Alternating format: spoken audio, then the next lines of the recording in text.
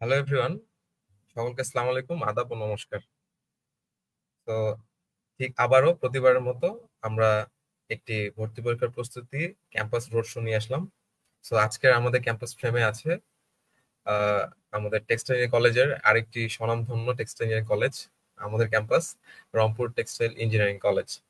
So আজকে আমরা কথা বলবো টেক্সটাইল ইঞ্জিনিয়ারিং কলেজ ভর্তি পরীক্ষার মধ্যে আমাদের Rangpur textile engineering college, Pirganj রংপুরের ক্যাম্পাস রিভিউ সহ এখানকার একাডেমিক পড়াশোনা এবং বিশেষ করে ভর্তি পরীক্ষার জন্য আমরা কি কি প্রস্তুতি নেব, যারা অলরেডি আমাদের ক্যাম্পাসে রংপুর টেক্সটাইল কলেজে আর্ট থেকে পড়ালেখা করছে তাদের কাছ থেকে আমরা শুনবো আহ, পড়াশোনার অর্থাৎ ভর্তি পরীক্ষার প্রস্তুতির জন্য কি কি টিপস এবং ট্রিক্স এবং স্ট্র্যাটেজি ফলো করতে হবে, আর এই জায়গায় ভর্তি হতে গেলে ভর্তি পরীক্ষার মধ্যে কি কি র্যাঙ্ক নিয়ে আসতে হবে, এবং ডিপার্টমেন্ট চুজের ক্ষেত্রে আমরা কত থেকে র্যাঙ্ক আনতে পারি, এবং সেই ধরনের কিছু পরিসংখ্যান আমরা আজকে এখানে শেয়ার করব।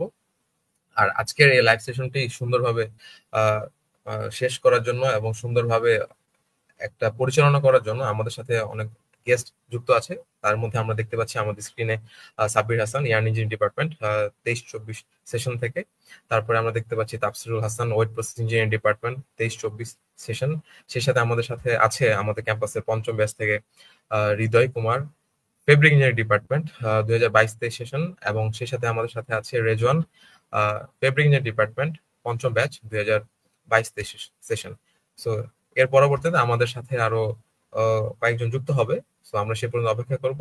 সো আমরা দেরি না করে আমাদের আজকের এই টেক্সটাইল ইঞ্জিনিয়ারিং কলেজ ভর্তি পরীক্ষার প্রস্তুতির যে একটা অ্যাডমিশন, একটা গাইডলাইন সেমিনার এবং একটা ক্যাম্পাস রোড শো আমরা আজকে শুরু করতে যাচ্ছি। তো আমরা শুরুতে চলে যাব তাফসিরুলের কাছে। আমরা তাফসিরুলের কাছে শুনবো আমাদের টেক্সটাইল ইঞ্জিনিয়ারিং কলেজ ভর্তি পরীক্ষার প্রস্তুতি যেহেতু আহ, একদম হাতে নাগালে চলে এসেছে, আর বেশি দিন নেই। সো আমরা এই টেক্সটাইল কলেজ ভর্তি পরীক্ষা লাস্ট টাইমের একটা প্রিপারেশন, তারপরে যারা ক্যাম্পাসে আমাদের টেক্সটাইল কলেজ রংপুরে ভর্তি পরীক্ষা দিতে আসবে তাদের নিয়ে কি কি ব্যবস্থা বা আয়োজন করা হয়েছে এই বিষয় সম্পর্কে, এবং সেই সাথে আহ, পড়াশোনাটার ক্ষেত্রে এক্সাম হলে কি কি স্ট্র্যাটেজি ফলো করতে হবে, এবং কত ধরনের পজিশন বা কত নাম্বার বা মেরিটে আমরা এই রংপুর টেক্সটাইল কলেজে চান্স পেতে পারি, বা একটা ভালো ডিপার্টমেন্টে বা যে কোনো একটা ডিপার্টমেন্টে আমরা পড়তে পারি। তো তাফসিরুল, তুমি প্রথমে পরিচয় দিয়ে শুরু করো, আমরা তোমার কাছে যাচ্ছি। তাফসিরুল। আসসালামু আলাইকুম সবাইকে। আমার নাম এস এম তাফসিরুল হাসান নাহিদ। আমি বর্তমানে পড়াশোনা করছি রংপুর টেক্সটাইল ইঞ্জিনিয়ারিং কলেজে। আমার ডিপার্টমেন্ট ওয়েট প্রসেস ইঞ্জিনিয়ারিং, আর আমি ষষ্ঠ বর্ষের শিক্ষার্থী। তো আমরা আজকে যে সেশনটার জন্য এখানে সবাই এক হয়েছি সেটা হলো যে আসন্ন যে ভর্তি পরীক্ষা, এখানে আমরা কিভাবে ভালো করতে পারি বা এটার স্ট্র্যাটেজি কি হবে এটা নিয়ে আমরা আজকে মূলত কথা বলবো, সবাই মিলেই বলবো। এখন ভাই,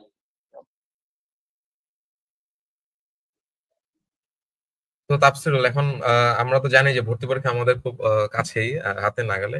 তো এই মোমেন্টে অনেকে প্রিপারেশন মোটামুটি শেষ করে ফেলেছে। তো এই প্রিপারেশন যেহেতু শেষ করে ফেলেছে, তাও আবার অনেকে সিলেবাসটা একটু গুছিয়ে দেওয়ার মতো, আহ, এবং কম সময়ের মধ্যে যেন আমি বারবার রিভিশন দিতে পারি বিভিন্ন যে সাবজেক্ট রয়েছে, যেমন ফিজিক্স, কেমিস্ট্রি, ম্যাথ এবং ইংলিশ। এই তোমার যে মোমেন্টটা ছিল তোমার সময়, তুমি এই লাস্ট কয়েকটা দিনের মধ্যে কি কি স্ট্র্যাটেজি ফলো করছিলা যে তোমার সিলেবাসটা শেষ হয়েছে, তারপরে আমি ভর্তি পরীক্ষায় অংশগ্রহণ করেছি, এই বিষয়টা নিয়ে তুমি বলো।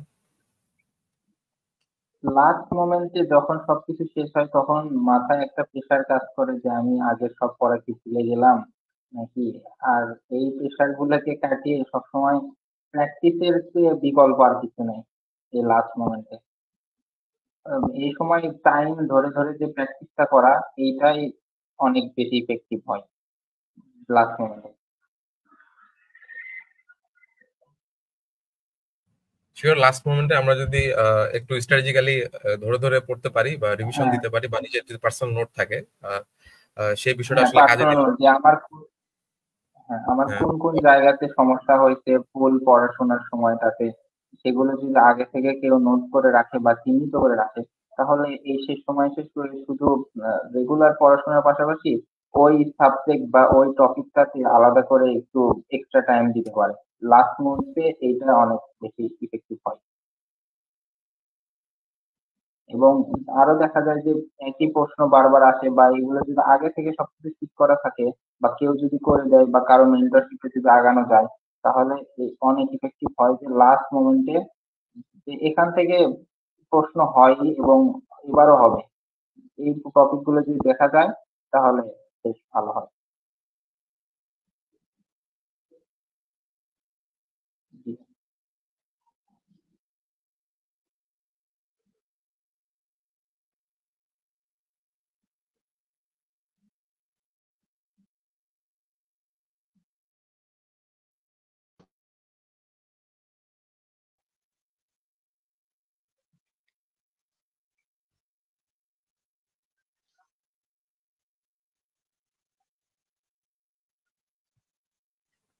সরি, আমি মিউট ছিলাম। তো আমি যেটা বলতেছিলাম তাফসিরুলের কাছে যে তোমার এই যে কোশ্চেন ব্যাংক, আমরা জানি সাধারণত কোশ্চেন ব্যাংক সলভিং একটা পার্ট থাকে। কোশ্চেন ব্যাংক সলভ করে মনে করো প্রত্যেকটা ইউনিভার্সিটি এক্সামে বা যে কোনো অ্যাডমিশন টেস্টে অংশগ্রহণ করতে হয়। তো তোমার ক্ষেত্রে তোমার কোশ্চেন ব্যাংক সলভিংটা কতটুকু হেল্প করেছে এবং কি পরিমাণ তুমি কমন পেয়েছিলে তোমার এক্সামে?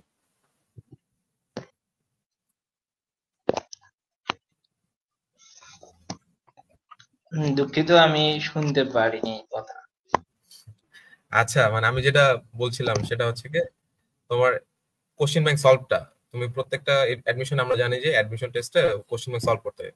সো এই কোশ্চেন ব্যাংক সলভিংটা তোমার পরীক্ষায় কত পার্সেন্ট কমন পড়েছে বা তুমি কি ফিল করেছো এটা কোশ্চেন ব্যাংকটা পড়ে?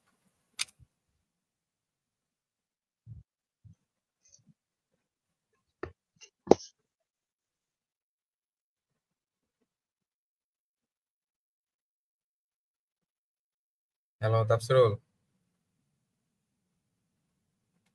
সো হয়তো বা টেকনিক্যাল ইস্যু, আমরা এটা নিয়ে আবার কথা বলবো তার সাথে। সো আমরা চলে যাচ্ছি সাব্বিরের কাছে। সাব্বির।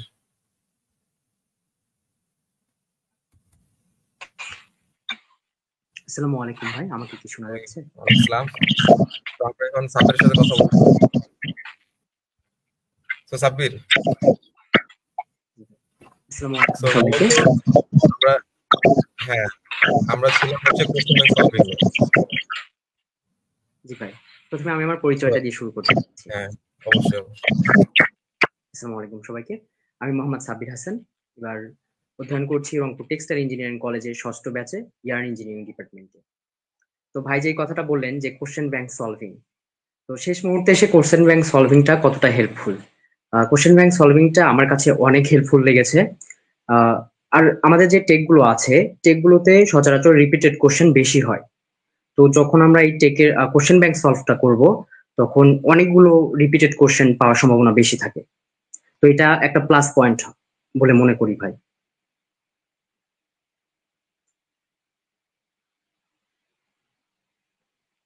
সো তার মানে আমাদের কোশ্চেন ব্যাংক সলভিং এর ক্ষেত্রে একটা ইম্পর্টেন্স আছে পরীক্ষায়, আর সেটা এই লাস্ট মোমেন্টে আরো বেশি করে করা উচিত। তো এটা জি আমরা ভর্তি পরীক্ষাতে অবশ্যই বলবো যে কোশ্চেন ব্যাংক, অর্থাৎ বিশেষ করে টেক্সটাইল কলেজের জন্য কোশ্চেন ব্যাংকটা একটু সলভ করে আসেন। সাব্বির, আমরা এর পাশাপাশি শুনবো যে ভর্তি পরীক্ষার হলে তোমার কি কি স্ট্র্যাটেজি ফলো করা উচিত, যারা নতুন পরীক্ষা দিবে তাদের জন্য তুমি কি বলবে? জি ভাই, বিভিন্ন জন বিভিন্ন স্ট্র্যাটেজি ফলো করে। আহ, 5টা সাবজেক্ট থাকে এখানে দাগাতে হয়: ফিজিক্স, কেমিস্ট্রি, ম্যাথ, ইংলিশ, 4টা। তো অন্যান্য বিশ্ববিদ্যালয়গুলোতে ফিজিক্স, কেমিস্ট্রি, ম্যাথ, বায়োলজি এগুলো দাগাতে হয়। বিভিন্ন জন বিভিন্নভাবে স্ট্র্যাটেজিক্যালি এগোয়। কেউ প্রথমে বায়োলজি দাগায়, কেউ ম্যাথ, এরকম করে দাগায়। তো আমাদের যে টেকের কোশ্চেন গুলো হয়, গতানুগতিক তুলনামূলক বেসিক থেকে হয়। তো কারো যদি বেসিক ভালো থাকে, সে মোটামুটি সময়ের মধ্যেই সবগুলো কভার করতে পারবে। এবং যেখান থেকে শুরু করুক না কেন, যে ফিজিক্স ধরতে পারে আগে, ম্যাথ ধরতে পারে আগে, ইংলিশ ধরতে পারে আগে, কেমিস্ট্রিও ধরতে পারে আগে। তো আমি সবসময় কেমিস্ট্রি দিয়ে শুরু করতাম। কেমিস্ট্রিতে আমার একটু ভালো দখল ছিল, তো কেমিস্ট্রি দিয়ে আগে শুরু করতাম। ওখানে ম্যাথমেটিক্যালি যে একটু থিওরিটিক্যাল কোশ্চেন বেশি আসতো, সেহেতু তাড়াতাড়ি করা যাইতো। তো এখানে আমার মনে হয় যে বেসিক কোশ্চেন গুলো যদি কারোর নলেজে ভালো থাকে এবং আহ, আগে থেকেই চর্চা থাকে, তাহলে যে কোনো জায়গা থেকেই প্রশ্নগুলো মানে ধরতে পারে। ফিজিক্স, কেমিস্ট্রি যে কোনো সাবজেক্ট থেকেই কোশ্চেন গুলো আগে শুরু করতে পারে, আহ, শেষ করতে পারবে সময়ের মধ্যেই। আর যেটা মাথা গরম করা যাবে না, টেনশন করা যাবে না, একদম রিল্যাক্স। আমি বলবো যে এখানে হলে যারা থাকেন স্যাররা যথেষ্ট হেল্পফুল থাকেন, যে কোনো সমস্যায় একদম রিল্যাক্সলি স্যারদেরকে বলতে পারে, যে কোনো অসুবিধা হলে বলতে পারবে, কোনো সমস্যা নেই। খুব সুন্দরভাবে স্যাররা আমাদের হেল্প করেন। তো এটাই, ভয় না পেয়ে সুন্দরভাবে মানে হাসি খুশি ভাবে পরীক্ষাটা দেওয়া যায়। আমার মনে হয় এইভাবে দিলেই আসলে মনটা খুশি করে পরীক্ষা দিলে বেশি ভালো হয়।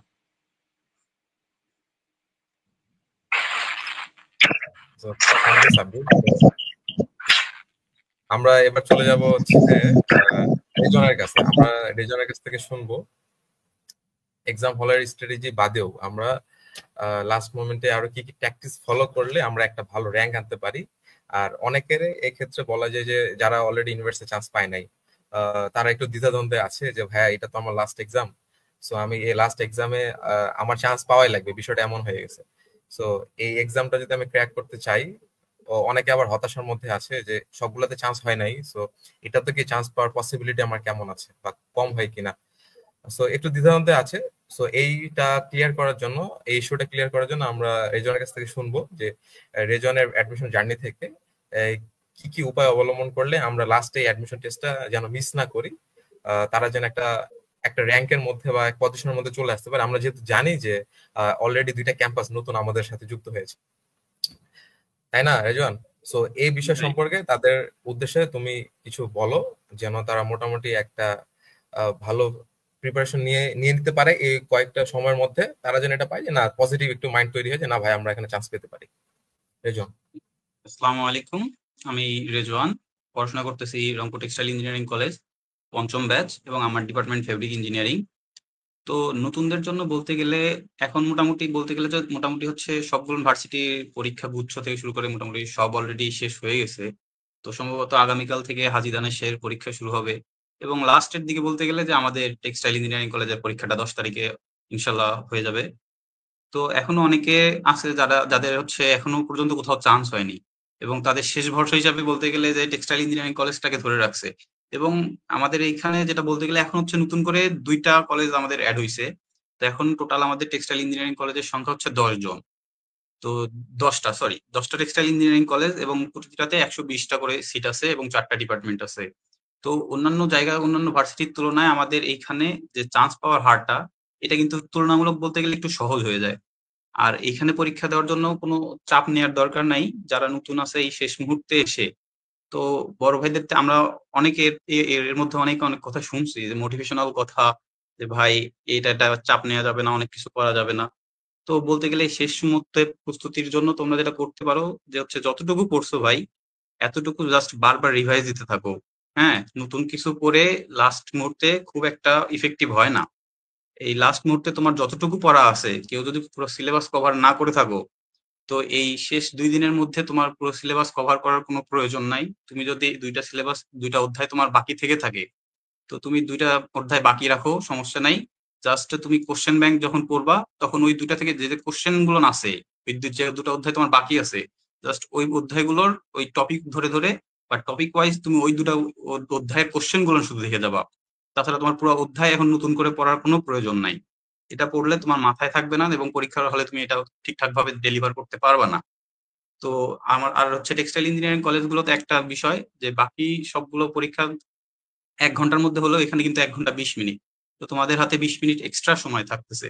তো এই 20 মিনিটটাকে তোমরা হচ্ছে ঠিকঠাক শান্ত মাথায় কাজে লাগাইতে পারবে। যে কাজে লাগাইতে পারবে তার জন্য এটা ভালো। হ্যাঁ, আমরা হচ্ছে পরীক্ষার হলে করি কি, যেমন মেডিকেল পরীক্ষা দেওয়ার পরে অনেকে বলে যে ভাই 100টা দাগাই আসছি, তো চান্স নিশ্চিত, কিন্তু পরে দেখা যায় যে রেজাল্ট পরে শূন্য, মানে চান্স হয় না। তো সেই বিষয়টা হচ্ছে কেন হয়, যে আমরা নেগেটিভ মার্কিং এর ফাঁদে পড়ে যাই। নেগেটিভ মার্কিং কিন্তু এখানে একটা ফাঁদ। যে কোনো বিশ্ববিদ্যালয়ে ভর্তি পরীক্ষায় বলতে গেলে নেগেটিভ মার্কিংটা হচ্ছে আমাদের জন্য একটা ফাঁদ। তো এই ফাঁদে পা দেওয়া কোনোভাবেই উচিত নয় আমাদের জন্য। তো তোমরা যারা পরীক্ষা দিতে আসবা, আশা করি তোমরা ভালো প্রস্তুতি নিয়ে ফেলছো অলরেডি। তো এই পরীক্ষার দিনে একটু সকাল সকাল বাসা থেকে বেরোবা, যারা দূর থেকে পরীক্ষা দিতে আসবা। আমাদের রংপুর টেক্সটাইল ইঞ্জিনিয়ারিং কলেজ তোমার হচ্ছে রংপুর শহর থেকে অনেক দূরে, এবং বলতে গেলে পীরগঞ্জ শহর থেকেও 20 কিলোমিটার দূরে। তো তোমরা যারা দূর দূরান্ত থেকে পরীক্ষা দিতে আসবা, তাদের প্রতি আমার উপদেশ বা একটা থাকবে, যে তোমরা অন্ততপক্ষে 1 দিন আগে তোমরা ক্যাম্পাসে এসে থাকার চেষ্টা করবা। তোমাদের বড় ভাইরা আছে, যারা ষষ্ঠ ব্যাচ অলরেডি 2 জন কথা বললো। তো তারা আশা করতেছি তোমাদেরকে থাকার খাওয়ার ব্যবস্থা করে দিবে, এটা নিয়ে তোমাদের কোনো সমস্যা হবে না। যারা দূর দূরান্ত থেকে আসবা অবশ্যই একদিন আগে আসার চেষ্টা করবা। আর যারা কাছাকাছি আছো তারাও চেষ্টা করবা যে খুব সকালে উঠে যেন এসে অন্ততপক্ষে পরীক্ষা শুরু হওয়ার 1 ঘন্টা আগে ক্যাম্পাসে উপস্থিত হয়ে ঠান্ডা মাথায় যেন পরীক্ষার হলের মধ্যে ঢুকতে পারো। হ্যাঁ, পরীক্ষার হলে ঢোকার আগে অন্ততপক্ষে তোমাকে ঠান্ডা মাথায় ঢুকতে হবে। আর এখানে আমাদের হচ্ছে ফিজিক্স, কেমিস্ট্রি, ম্যাথ, ইংলিশ 4টা বিষয়ে অ্যান্সার করতে হয়। তো ফিজিক্স, কেমিস্ট্রি, ম্যাথে মেবি 30, 30, 30, 90 এবং ইংলিশে 10 মার্ক, মানে মানে প্রতি কোশ্চেনের মার্ক হচ্ছে 2 করে। প্রতি কোশ্চেনের কোশ্চেন ডিস্ট্রিবিউশন বলতে গেলে 2 করে। তো তোমরা হচ্ছে প্রথমে যেটা বললো এতক্ষণ ওরা যা বললো যে কোনটা দিয়ে শুরু করা উচিত।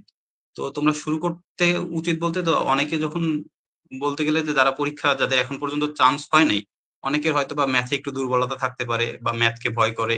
এমন কিছু যদি থেকে থাকে তোমাদের মধ্যে যাদের প্রতি ম্যাথের প্রতি প্যাশন আছে বা ম্যাথ ফিজিক্স যে না আমার ম্যাথ ফিজিক্স ভালো লাগে, তো এরকম যদি প্যাশন থেকে থাকে তাহলে বলবো যে তোমরা ম্যাথ ফিজিক্স কেমিস্ট্রি যা খুশি তা দিয়ে শুরু করতে পারো। কিন্তু যাদের একটু ম্যাথের প্রতি দুর্বলতা আছে বা ম্যাথ করতে ভয় লাগে, আর এখানে এমন কিছু না যে খুব কঠিন টাইপের ম্যাথ আসে। এখানে টেক্সটাইল ইঞ্জিনিয়ারিং কলেজের কোশ্চেন গুলো কিরকম হয় যে হালকা একটু বেসিক ম্যাথ, মানে তোমার সূত্র জানা আছে, তুমি জাস্ট সূত্রতে মানগুলো বসাই দিয়ে সুন্দর মতো অ্যান্সার বের করে ফেলতে পারবা। এত কঠিন কোনো ম্যাথ তো তোমাদের এখানেও আসে না যে ম্যাথে হাত দিলেও খুব একটা ঝামেলা হবে। তবু আমার উপদেশ থাকবে যে তোমরা কেমিস্ট্রি যেহেতু একটু মুখস্থ টাইপের পড়া, তো কেমিস্ট্রিটা দিয়ে হালকা একটু শুরু করবা। দেন আস্তে আস্তে ফিজিক্স, কেমিস্ট্রি বা মানে ফিজিক্স, ম্যাথ, তারপরে ইংলিশ, বা ইংলিশ কারো বেসিক ভালো থাকলে ইংলিশটাও করতে পারো, ইংলিশটাও একটা প্লাস পয়েন্ট। তো এইভাবে তোমরা হচ্ছে জাস্ট 60টা যদি মানে 200-র মধ্যে পরীক্ষা, তো তো তোমরা 60টা মানে 120 নাম্বার যদি তোমরা কনফার্ম করতে পারো, আশা করতেছি তোমাদের হচ্ছে ওয়েটিং লিস্ট থেকে হলেও চান্সটা হয়ে যাবে, যেহেতু এখন আমাদের 2টা কলেজ এক্সট্রা আছে। তো আশা করতেছি যে 60টা, কিন্তু একটা বিষয় আবার বলতেছি যে নেগেটিভ মার্কিং এর ফাঁদে কখনো পা দিবা না। তোমার যদি কনফার্ম থেকে থাকে 60টা, তুমি ভাই 60টা দিয়ে চলে আসার চেষ্টা করো। এবং এর বাড়তিতে যদি তুমি কিছু পারো, হাইস্ট 60টা যদি তোমার কনফার্ম হয়, তুমি হাইস্ট 5টা এক্সট্রা দাগাইও, কিন্তু বেশি এক্সট্রা মানে ভুল দাগাইতে গিয়ে তুমি তোমার শিওর যে মার্ক গুলো আছে এগুলো হারায়ও না। হ্যাঁ, তো এভাবে তুমি পরীক্ষা হলের মধ্যে মাথা ঠান্ডা রেখে, যেহেতু আবার বলতেছি যে আমাদের এখানে 20 মিনিট এক্সট্রা পাওয়া যায়, 1 ঘন্টা 20 মিনিট। তো এই 20 মিনিটটাকে কাজে লাগায় তুমি ধীরে সুস্থে দরকার পড়লে একটা এমসিকিউ তুমি 1 মিনিট করে নাও। 80 মিনিটের মধ্যে তুমি 60টা এমসিকিউ অবশ্যই দিতে পারবা, যেখানে 60 মিনিটে তুমি 100টা এমসিকিউ দিয়ে আসতেছো। তো তুমি 80 মিনিটে অবশ্যই 60টা অ্যান্সার কারেক্ট করতে পারবা যদি তোমার প্রস্তুতি মোটামুটি গোছানো হয়। তো এটা তোমার দ্বারা সম্ভব। ঠিক আছে, আর যদি তুমি ভালো পজিশন গেইন করতে পারো তাহলে তোমাকে, তো এই 20 মিনিট যে এক্সট্রাটা আছে এটা তোমাকে ভালোভাবে কাজে লাগাইতে হবে। হ্যাঁ, ভালো পজিশন গেইন করার ক্ষেত্রে তোমার সময়ের মূল্য অনেক বেশি। তুমি চান্স পাইতে গেলে তোমাকে 60 থেকে 65টা তুমি ধরে রাখো যে 65টা তুমি যদি শিওর কারেক্ট করতে পারো, দেন হচ্ছে তোমার চান্স শিওর একরকম বলা যায়। এরপর যদি তুমি ভালো পজিশন গেইন করতে চাও তাহলে তোমাকে ওই 20 মিনিটে ফাইট করতে হবে তোমার পজিশনের জন্য। বাট চান্স পাওয়ার জন্য আমার মনে হয় যে 60 থেকে 65 মার্ক এনাফ। তো এতটুকুই। আর হচ্ছে বললাম তো পরীক্ষা হলে অবশ্যই মাথা ঠান্ডা রাখার চেষ্টা করবা। আর এতদিনে অনেকগুলো পরীক্ষা দিয়ে আসছো তোমরা, গুচ্ছ থেকে শুরু করে অনেক অনেক পরীক্ষা দিয়ে আসছো, তো তোমাদের পরীক্ষা হলের একটা সিচুয়েশন আছে, মানে পরীক্ষা হলের সিচুয়েশন সম্পর্কে তোমরা অবগত আছো অলরেডি। তো এই পরীক্ষা হলে নার্ভটাকে কন্ট্রোল করতে হবে তোমার। তুমি যদি যদি বেশি উত্তেজিত হয়ে যাও, মানে আমি এই যে এখন পরীক্ষা দিচ্ছি, এখনো আমার বাস্তবে একটা ঘটনা বলি যে পরীক্ষা হলের মধ্যে যদি না কন্ট্রোল না করতে পারো তাহলে তুমি অনেক জানা কোশ্চেনের অ্যান্সার ভুল করে দিয়ে আসবা। যেমন এই আমার কিছুদিন আগে একটা পরীক্ষা হয়ে গেল। তো পরীক্ষার হলে পরীক্ষা দিতে গেছি, যে আমার সবকিছু কমন। হ্যাঁ, এখন কমন দেখে আমি লেখা শুরু করছি, কিন্তু পরীক্ষার হলের মধ্যে ওই একটা প্রশ্নের মধ্যে যে 2টা কোশ্চেন ছিল, যে একটা এমন ছিল হোয়াট ইজ দিস এবং differentiate between this and this. তো এইরকম একটা কোশ্চেন ছিল, তো আমি হোয়াট ইজ দিস মানে একটা ডেফিনিশন যে ছিল এটা আমি খেয়াল করি নাই, জাস্ট আমি ডিফারেন্সটা দিয়ে চলে আসছি। তো এরকম বেশি মানে কোশ্চেন কমন আসলে বা কোশ্চেন সহজ হইলেও বেশি উত্তেজিত হওয়ার দরকার নাই, বা কোশ্চেন যদি নাও কমন আসে তাও তোমাদেরকে বেশি ঘাবড়ানোর কোনো প্রয়োজন নাই। জাস্ট তোমরা মাথাটা ঠান্ডা রেখে শুরু থেকে শেষ পর্যন্ত 80 মিনিটটাকে ঠিকঠাক কাজে লাগায় যদি আসতে পারো, ইনশাল্লাহ তোমাদের দ্বারা ভালো কিছু সম্ভব। আর এতটুকুই। আর আর কোনো কিছু তো বাকি যা কিছু যদি বাদ পড়ে থাকে, বাকিরা আছে ওরা হয়তো বা বলে দিবে সবকিছু। শ্রাবণ ভাই।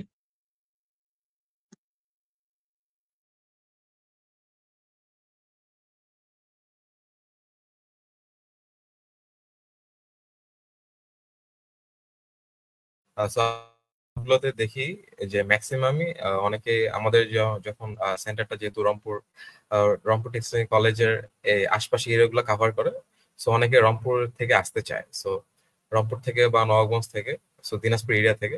সো এরিয়া ভিত্তিক তুমি আসার ক্ষেত্রে যদি কিছু বলো, যারা আমরা জানিয়ে রাখি যে আমরা এই লাইভ সেশন গুলো কেন করি, কেন করছি, বা আমাদের রোড শো। সো আমরা আমাদের ভর্তি পরীক্ষার জন্য যেন ইজি ওয়েতে তারা অ্যাডমিশন টেস্টটা একটু ভালো মতো ক্লিয়ারিফাই করতে পারে, ভালো রিসোর্স একটা জানতে পারে, একটা ভালো রিসোর্সের জায়গা থেকে তারা তথ্যগুলো নিতে পারে এবং যোগাযোগ করতে পারে। সো এই উদ্দেশ্যে আমাদের এটা করা, এবং আমরা চেষ্টা করি যে একটা কমিউনিটিকে সার্ভ করতে, যারা আমাদের টেক্সটাইল কলেজ ভর্তি পরীক্ষার প্রস্তুতি নিচ্ছে এবং এই জায়গাটাতে তারা একটু প্যাশন হিসেবে নিজেকে রাখছে। আর এই শেষ মুহূর্তে তারপরে আবার একটা টেনশন থেকে থাকে যে ভাই আমরা যে এক্সাম দিব সেটা যাতায়াতের ব্যবস্থা নেই, যেটা অনেক হ্যাসেল। কারো যোগাযোগ নাও থাকতে পারে, কারো সিনিয়র ভাইয়া ক্যাম্পাসে নাও থাকতে পারে। তো সেই জায়গা থেকে আমরা অন্যদের জন্য উপকার হয় এই হিসেবে আমরা ক্যাম্পাস রোড শো গুলো করে থাকি। তো সেই হিসেবে আমাদের আজকে আমরা ফ্রেমে আছে রংপুর টেক্সটাইল কলেজ। তো এখন আমরা রেজনের কাছ থেকে শুনবো যে রংপুর এরিয়া থেকে কি কি ওয়েতে আমরা আমাদের ক্যাম্পাসে আসতে পারি এবং পরীক্ষায় অংশগ্রহণ করতে পারি। জি ভাইয়া, আমাদের দেখা যায় যে রংপুর টেক্সটাইল ইঞ্জিনিয়ারিং কলেজে পরীক্ষা দেওয়ার জন্য দূর দূরান্ত অনেক জায়গা থেকে অনেকে আসে। তো আমাদের আগেই বললাম যে রংপুর টেক্সটাইল ইঞ্জিনিয়ারিং কলেজ আমাদের প্রায় রংপুর শহর থেকে অনেক দূরে এবং পীরগঞ্জের উপজেলা থেকেও অনেক দূরে হয়ে যায়। তো আমরা যারা রংপুর সদর থেকে আসব, তারা চাইলে আমরা দর্শনা থেকে সিএনজি যোগে একদম সরাসরি কোনো হ্যাসেল ছাড়াই আমরা ক্যাম্পাসের গেটে আসতে পারবো সিএনজির মাধ্যমে। এক্ষেত্রে আমাদের সিএনজি ভাড়া নিতে পারে 120 টাকার মতো। হ্যাঁ, আর যদি আমরা কোনোভাবে বাসে করে আসি, দেন বাসে এসে আমরা পীরগঞ্জে নামতে পারবো। হ্যাঁ, পীরগঞ্জ থেকে আমরা সিএনজি অটো, সিএনজিতে উঠলে সিএনজি থেকে প্রথমে যাইতে হবে, সিএনজি বা অটোতে করে আসতে হবে খালাসপীর, এবং খালাসপীর থেকে পরবর্তীতে আমাদের অটোতে করে আমাদের ক্যাম্পাসে যাইতে হবে। তো পীরগঞ্জ বাস স্ট্যান্ডে নেমে প্রায় মানে পশ্চিম দিকে খালাসপীর বললে বাস বা অটো স্ট্যান্ডে যে কোনো অটো বা সিএনজি কে বললে তারা চিনবে। তো এখানে এসে বাস স্ট্যান্ড থেকে পশ্চিম দিকে যে সিএনজি গুলো দাঁড়ায় থাকবে, এখানে সিএনজি তে উঠে আমরা বলবো যে আমরা খালাসপীর যাব, বা ভর্তি পরীক্ষার দিনে যদি অনেকে কয়েকজন একত্রিত হই, তাহলে ওখান থেকে ডাইরেক্ট একদম রিজার্ভ করে আমাদের ক্যাম্পাসে আনতে পারবো, সেটাও সম্ভব। তো যদি আমরা খুচরা আসি বা একজন দুইজন করে আসি, সেক্ষেত্রে আমরা বলে রাখি যে আমরা বাস স্ট্যান্ড থেকে সিএনজি তে করে প্রথমে খালাসপীর আসবো। এক্ষেত্রে সিএনজি তে ভাড়া আমাদের 30 টাকা, এবং অটোতে উঠলে ভাড়া নেবে 20 টাকা। এখানে 30 টাকা ভাড়া দিয়ে আমরা আসবো খালাসপীর। খালাসপীর থেকে অটো হোক, ভ্যান হোক, বা মিশুক বলে আমাদের এখানে যে মিশুক গুলোতে আসে, মিশুক গুলোকে বলতে হবে যে আমরা রংপুর টেক্সটাইল ইঞ্জিনিয়ারিং কলেজে যাব। যদি এটা না বললে না চেনে, তাহলে এখানে এলাকার মানুষজন ওই আমাদের রংপুর টেক্সটাইল ইঞ্জিনিয়ারিং কলেজের ওই জায়গাটাকে পরিচিত কাজদ নামে। হ্যাঁ, ওখানে আমাদের ক্যাম্পাসের সাথে আছে করতোয়া নদী, এবং করতোয়া নদী আমাদেরকে আমাদের পীরগঞ্জ এবং নবাবগঞ্জকে বর্ডার এলাকা বলা যায়, এবং আমাদের পীরগঞ্জ এবং নবাবগঞ্জকে কানেক্টেড করছে একটা ব্রিজ, যেটার নাম প্রথমে ছিল ডক্টর এম এ অজিত মিয়া সেতু। তো সেই অজিত মিয়া আমাদের পীরগঞ্জের একজন সুনামধন্য বিজ্ঞানী বলা যায়, পরমাণু বিজ্ঞানী। তো ওনার নামে প্রথমত ব্রিজের নাম করা হয়েছিল ওখানে, কিন্তু তার পূর্বেই ওই জায়গার নাম ছিল কাজদ। তো এলাকার যে মানুষজন আছে খালাসপীরের, তো ওনারা মূলত ওই জায়গাটাকে কাজদ নামে বেশি পরিচিত তাদের কাছে। তো তাদেরকে যদি বলা হয় যে ভাই খালাসপীর থেকে আমি কাজদ যাব, তাহলে যে কোনো কিছু নিয়ে আসবে এবং ভাড়া নিবে 20 টাকা। তো এই গেল রংপুর থেকে, বা আমরা যদি আসি বগুড়ার সাইড থেকে আসি, বগুড়া, গাইবান্ধা, দেন এগুলো থেকে আসলে আমরা পীরগঞ্জ থেকে এইভাবে আসবো। এবং আমরা যদি বিরামপুর, তারপরে নবাবগঞ্জ এদিক থেকে আসতে চাই, তাহলে বিরামপুর স্টেশন আছে, ওইখান থেকে আমরা প্রথমে আসতে হবে নবাবগঞ্জ, এবং নবাবগঞ্জ থেকে দেন আবার ওই একই কাজদ ব্রিজ বা রংপুর টেক্সটাইল ইঞ্জিনিয়ারিং কলেজ বললে হবে। তো ওইখান থেকে ভাড়া 20 টাকা, সিএনজি বা অটো যেই হোক 20-30 টাকা, সে কোথাও 20 টাকার বেশি ভাড়া নাই। জাস্ট পীরগঞ্জ থেকে খালাসপীর পর্যন্ত আসতে আমাদেরকে 30 টাকা সিএনজি তে লাগবে, এর বাড়তি সব জায়গাতেই 20 টাকা। এবং দর্শনা থেকে যদি আমরা একযোগে রংপুর টেক্সটাইল ইঞ্জিনিয়ারিং কলেজে আসতে চাই আমাদের ক্যাম্পাসের সামনে গেটে, তাহলে সিএনজি তে আমাদের ভাড়া পড়বে 120 টাকা। এই ছিল আমাদের আশা। আর বললাম তো যে আমরা পরীক্ষা আগে, যেহেতু একটু আমাদের বিভাগীয় শহর থেকে একটু অনেক দূরে পড়ে গেছে আমাদের ক্যাম্পাসটা, তাই আমরা সবাই পরীক্ষার একদিন আগেই ক্যাম্পাসে এসে থাকার চেষ্টা করব। তাহলে আমাদের জন্য আর কি পরীক্ষার দিনে একটু ঠান্ডা মাথায় পরীক্ষা দেওয়াটা সুবিধার হবে। আর যারা আশেপাশে আছি তারা পরীক্ষার আগের দিন আসলেও মানে পরীক্ষার দিন আসলেও একটু সকাল সকাল বের হওয়ার চেষ্টা করবো, যে সকালবেলা ফজরের নামাজ পড়ে একটু নিজের জন্য দোয়া করে ফজরের নামাজের পরপরই একটু প্রস্তুতি নিয়ে চলে আসার চেষ্টা করব। তাহলে আমাদের হয়তোবা পরীক্ষাটা আরো ভালো হইতো, দেওয়ার আর কি সুবিধা হবে। তো এইটাই। থ্যাংক ইউ রেজন, খুব সুন্দরভাবে ডিসক্রাইব করার জন্য। সো তোমার কথাতে মোটামুটি যারা আমাদের ভিডিওটা পরে দেখবে বা ভর্তি পরীক্ষার আগে যারা একটু সার্চ করবে যে আমরা কিভাবে যেতে পারি, যেহেতু সময় নাই, তারা অলরেডি সার্চ করে ফেলছে। তো আরেকটা বিষয় বলে রাখি যে অলরেডি কিন্তু বিভিন্ন অ্যাডমিশন গ্রুপগুলোতে আমাদের ক্যাম্পাস ভিত্তিক বিভিন্ন জেলার যারা স্টুডেন্ট আছে এবং বিভিন্ন বিভাগের স্টুডেন্ট আছে তারা অলরেডি পোস্ট করেছে বিভিন্ন তথ্য দিয়ে, যেন তাদের সাথে তারা ডিরেক্টলি কন্ট্যাক্ট করতে পারে। সো এর পরবর্তীতে যেহেতু যারা আমাদের আজকে লাইভ সেশনটা দেখছে এবং পরবর্তীতে ইউটিউব এবং ফেসবুকে দেখবে, তারপরেও তোমাদের কোনো কোশ্চেন থেকে থাকলে বা জানার থাকলে আমাদের কমেন্টে জানালে কিন্তু আমরা সেটা রিপ্লাই করার চেষ্টা করব এবং খুব দ্রুত সময়ের মধ্যে আমরা রিপ্লাই দিব।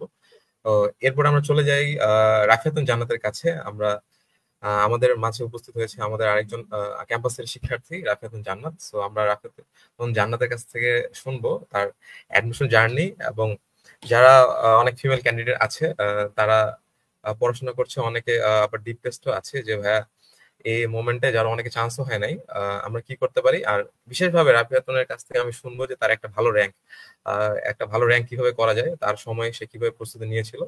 আর এই হচ্ছে ওভারঅল বিষয়, আমি তার কাছ থেকে শুনবো এবং ভর্তি পরীক্ষাটা শুনবে যে তাদের যদি কোশ্চেন থেকে থাকে যে আপু আমি লাস্ট মোমেন্টে একটা ভালো র্যাঙ্ক নিয়ে চান্স পেতে চাই, এক্ষেত্রে আমার কি কি করা উচিত। রাফিয়াতুন জান্নাত। ধন্যবাদ ভাইয়া বলার সুযোগ দেওয়ার জন্য। আমার অ্যাডমিশন টেস্টের আগের যদি অভিজ্ঞতা শেয়ার করি তাহলে আমি বলবো আমি বিশেষ কোনো প্রস্তুতি নাই। আমি হচ্ছে 1 সপ্তাহ আগে জাস্ট হচ্ছে কোয়েশ্চেন ব্যাংক গুলো সলভ করছিলাম টেক্সটাইল ইঞ্জিনিয়ারিং কলেজের। তো কোয়েশ্চেন ব্যাংক যখন আমরা সলভ করতেছিলাম, তো তখন আমি দেখছি যে ম্যাক্সিমাম জিনিসই আর কি খুবই ইজি টপিক থেকে আসে, আর খুব ঘুরে পেঁচা এমন তা নয়। যখন হচ্ছে পরীক্ষার হলে কোয়েশ্চেনটা পাই, তখন আমি যে দেখি হ্যাঁ যে কোয়েশ্চেন গুলা খুব ঘুরে প্যাচে আসেনি, মানে কোয়েশ্চেন গুলো আমার অনেকটা পরিচিত, কারণ এগুলো দেখা গেছে যে বিভিন্ন ধরনের বিগত বছরগুলোতে যেগুলো ভার্সিটির কোয়েশ্চেন বলেন বা টেক্সটাইল ইঞ্জিনিয়ারিং কলেজের যেগুলো অ্যাডমিশনের কোয়েশ্চেন ব্যাংক রয়েছে সেখান থেকে আর কি কমন পড়ে। তো আর যারা আর কি ভর্তি পরীক্ষা দিবে এবার, তাদের জন্য একটাই আর কি পরামর্শ থাকবে যে তোমরা কেউ ঘাবড়াবা না এবং এটা ভয় পাবা না যে কোয়েশ্চেন অনেক হার্ড হবে। কোয়েশ্চেন আসলে কিন্তু অনেক বেশি সহজ হয় এবং বিগত যেগুলো ভার্সিটি কোয়েশ্চেন গুলো আছে সেগুলো সলভ করলেই আর কি পারা যায়। আর হচ্ছে ইংলিশের ক্ষেত্রে যেটা বলি, ইংলিশের ক্ষেত্রে অনেকে ভয় পায় হয়তো কি না কি আসবে, আসলে ইংলিশে যারা মেডিকেলের প্রিপারেশন নিয়েছে তাদের জন্য বিষয়টা অনেক বেশি সহজ হয়ে যায়, কারণ প্রিপোজিশন তারপরে হচ্ছে ভয়েস টেন্স এগুলো থেকে আর কি মেইনলি কোশ্চেন গুলো হয়ে থাকে। আর ভালো র্যাঙ্ক করার জন্য এটা হচ্ছে টোটালি পরীক্ষার স্ট্র্যাটেজির উপর নির্ভর করে এবং ভালো প্রিপারেশনের উপর নির্ভর করে। পরীক্ষার হলে মাথা ঠান্ডা রেখে পরীক্ষা দেওয়াটা খুবই বেশি ইম্পর্টেন্ট। একটা ছোট্ট ঘটনা শেয়ার করি যে যখন আমি পরীক্ষা দিতে এসেছি, তো তখন আমি পরীক্ষা দিয়ে বের হই। বের হওয়ার পরে হচ্ছে আমার আব্বু আমাকে বলছিল যে আরেকজন হচ্ছে তার পরিচিত একজনকে দেখায় যে হচ্ছে ও এবার পরীক্ষা দিয়েছিল, ও 100টা এমসিকিউ দেখাইছে এবং সে সত্যি খুবই বেশি কনফিডেন্ট ছিল, তার আর কি ফেস দেখে বোঝা যাচ্ছিল। কিন্তু পরবর্তীতে দেখা গেছে যে তার মেরিট পজিশন আর কি ওয়েটিং এ আসে। তো ব্যাপারটা আসলে অনেক বেশি অবাক করা। তো তারপরেও বলবো যে আর কি সবকিছু দাগাবো এই টেন্ডেন্সি নিয়ে কখনোই আমরা পরীক্ষার হলে যাব না, বরং হচ্ছে যেহেতু নেগেটিভ মার্কিং আছে, তো আমরা যতটুকু পারি ততটুকু পর্যন্ত দাগায় আসবো। আর ইনশাল্লাহ একটা ভালো প্রিপারেশন নিয়ে পরীক্ষা দিলে ভালো রেজাল্ট আসবে। থ্যাংক ইউ রাফিয়াতুন জান্নাত। সো অলরেডি আমাদের একজন কোশ্চেন করেছে লাস্ট সময়ে, লাস্ট মোমেন্টে আমরা কিভাবে প্রিপারেশন নিলে ভালো হবে। সো আপু, তোমার আপু এটা ভালো মতো আশা করি ক্লিয়ার করেছে। এখন আমরা আরেকটু রাফিয়াতুন জান্নাতের কাছে যাব। সো কোশ্চেন ব্যাংক তুমি তোমার কাছে শুনলাম যে কোশ্চেন ব্যাংকের ইম্পর্টেন্স আসলে কতটুকু, এবং আর যদি ভাইয়া যদি কিছু অ্যাড করে সেটা হলো কোশ্চেন ব্যাংক থেকে কোশ্চেন যে topic analysis, so topic analysis এবং পার্সোনাল নোট যদি তারা এই মোমেন্টে করে, সো টপিক অ্যানালাইসিস ক্ষেত্রে তুমি কি বলবা যে আমার টপিক অ্যানালাইসিস করে আসা উচিত নাকি এক নাগারে যতগুলো কোশ্চেন আছে সেগুলো পড়ে পড়ে পড়ে বারবার মেমোরাইজ করা উচিত? ভাই এক্ষেত্রে টপিক অ্যানালাইসিস খুবই বেশি গুরুত্বপূর্ণ, কারণ যখন আমরা কোয়েশ্চেন ব্যাংক সলভ করতে যাই তখন দেখি যে ঘুরে ফিরে কিছু কোয়েশ্চেন আর কি বারবার আসে। তো আমরা চাইলে ওই কোয়েশ্চেন, যেগুলো কোয়েশ্চেন আসতেছে আমরা হচ্ছে ওই টপিকগুলো নোট ডাউন করে নিতে পারি। এবং যে দেখা যাচ্ছে যে প্রত্যেকটা, যেহেতু আমাদের 3টা সাবজেক্ট মেনলি, যে ম্যাথ, তারপর হচ্ছে ফিজিক্স আর কেমিস্ট্রি, আর ইংলিশ তো হচ্ছে গ্রামাটিক্যাল থেকে আসে। তো আমরা এই 3টা সাবজেক্টের ক্ষেত্রে আমরা হচ্ছে টপিকগুলো আর কি ফার্স্টে একটা খাতে নোট ডাউন করে নিতে পারি, যে এগুলো থেকে আমরা বেশি আসতেছে। তো আগে আমরা হচ্ছে ওই টপিকটা আমার ক্লিয়ার আছে কিনা, যে ওই টপিক থেকে যে কোনো কোয়েশ্চেন আসলে আমি পারবো কিনা, এই বিষয়টা আর কি নিশ্চিত করতে হবে। যদি দেখি যে হ্যাঁ আমার ওই টপিকটা ক্লিয়ার আছে, দেন হচ্ছে আমরা আর কি এভাবে টপিক ধরে ধরে যদি আগাই, তাহলে আমার মনে হয় না আর কোনো প্রবলেম হবে। সো আর আপনি সময় আবার জিজ্ঞেস করছি, লাস্ট মোমেন্টে কোশ্চেন ব্যাংক এনাফ কিনা? লাস্ট মোমেন্টে এখন বলতে গেলে হাতে একদমই টাইম নাই। তো কোয়েশ্চেন ব্যাংকের ওই যে টপিক অ্যানালিসিস করতে হবে, প্লাস হচ্ছে মূল বইয়ের যেগুলো আর কি এমসিকিউ থাকে অনুশীলনীর শেষের দিকে, সেগুলো বেশি, অনেক বেশি ইম্পর্টেন্ট। আর হচ্ছে এখন নতুন করে অধ্যায় পড়া বা কোনো কিছু টপিক জানার হচ্ছে আসলে আসলে সত্যি টাইম নেই। তো এখন আর কি এগুলোই আর কি করতে হবে। আর আমার বেলায় আমি এটাই করেছিলাম। থ্যাংক ইউ রাফিনুল জান্নাত, ভালো একটা এক্সপ্লেনেশন এবং ডিটেলসে বলার জন্য। সো আমরা যেটা সামারাইজ করতে পারি যে কোশ্চেন ব্যাংকটা তোমাকে একটু ভালো দক্ষতা নিয়ে পরীক্ষার হলে ঢুকতে হবে। সো আমরা আবারও আসবো রাফিনুল জান্নাতের কাছে। সো এখন আমরা একটু হৃদয়ের কাছে শুনবো। হৃদয়, আমরা যতটুকু জানি হৃদয় সেকেন্ড টাইমার হিসেবে একটা একটা জার্নি মুভ করে এই জায়গায় এখন বর্তমানে পড়াশোনা করছে রংপুর ইসলামিক কলেজ থেকে। সো হৃদয় আমাদের প্ল্যাটফর্মের স্টুডেন্ট ছিল।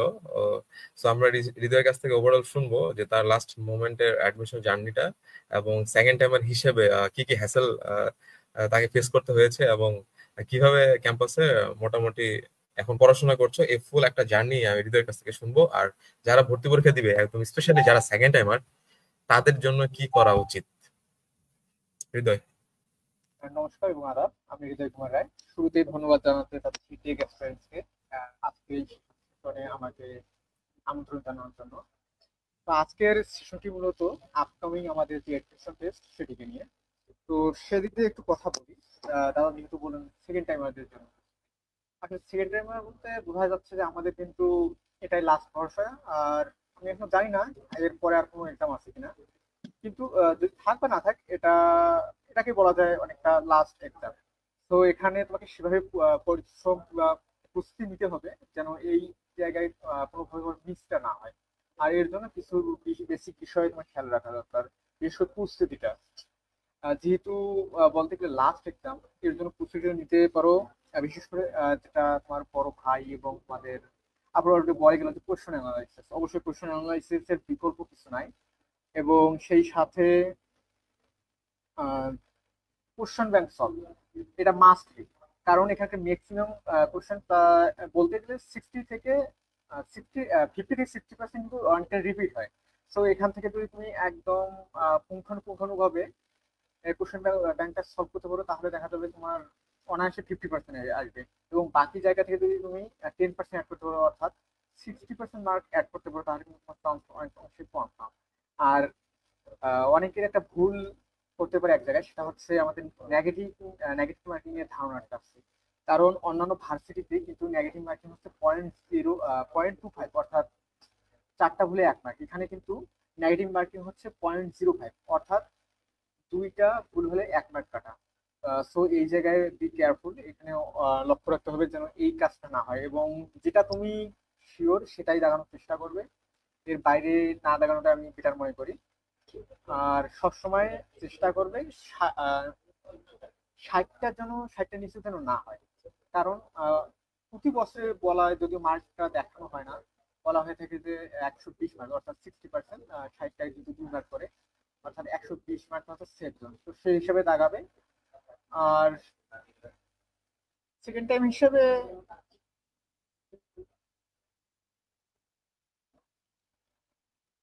হ্যাঁ দাদা, আর কিছু যদি বলতে। হ্যাঁ হৃদয়, আমরা যেটা তোমার কাছ থেকে জানতে চাই, আহ, আমি যে তুমি যেহেতু বললা যে একটা মিনিমাম রেঞ্জের মতো দাগাইতে হবে, সো এবার যেহেতু সিট সংখ্যা একটু বাড়ছে। তো অনেকে জিজ্ঞাসা করছে ভাই কাট পজিশন আসলে কাট মার্কস কত, আমরা কত রেঞ্জের মধ্যে দাগাতে পারি। আর যারা অলরেডি সেকেন্ড টাইমার তারা এই জায়গায় রিস্কটা নিবে কিনা, যে অনেকে আমি একটু বেশি দাগাই যে আমার চান্সটা হয়ে যায় এই হিসেবে তারা বেশি দাগাবে কিনা, আবার সিট সংখ্যাও কিন্তু বাড়ছে। সো এই মোমেন্টে তোমার সেকেন্ড টাইমার এতগুলো ভর্তি পরীক্ষা এক্সপিরিয়েন্স থেকে বা জার্নি থেকে তোমার এক্সাম হলের ওই দিনের এক্সপিরিয়েন্স কত ছিল, তুমি নিজে কতগুলা অ্যান্সার করেছিলে, কতগুলা মনে হচ্ছে যে না আমার এতগুলা ভুল গেছে।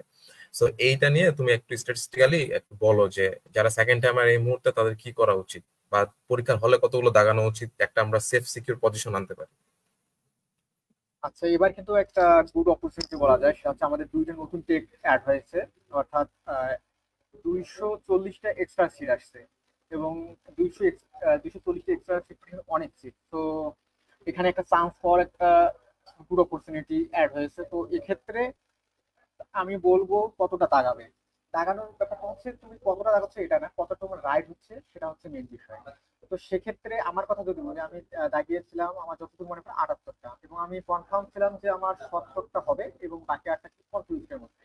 এবং আমি সেভাবেই দাগিয়েছিলাম যে বাকি 8টার মধ্যে যদি ভুলে আমার 4 মার্ক কমপ্লিট, অর্থাৎ 64 মার্ক আমার হাতে আসছে, অর্থাৎ 64 কোনো 128। তো এইভাবে আমি টার্গেট করে দাগিয়েছিলাম। তো তোমাদের উচিত এভাবে টার্গেট করা যেন 60%, মানে 60% টার্গেট করা, যে 60% মার্ক যেন তোমরা নিতে পারো। এবং এর বাইরে যেটা হচ্ছে তোমার ওভার কনফিডেন্স বলতে দেখা যাচ্ছে কিছু কোয়েশ্চেন আমাদের হচ্ছে 80% শিওর এবং 20% কনফিডেন্স, সেক্ষেত্রে তুমি ওগুলো দাঁড়াতে পারো। বাট যেটা 50-50 আমি বলবো যে একটু না দাঁড়ানোই বেটার।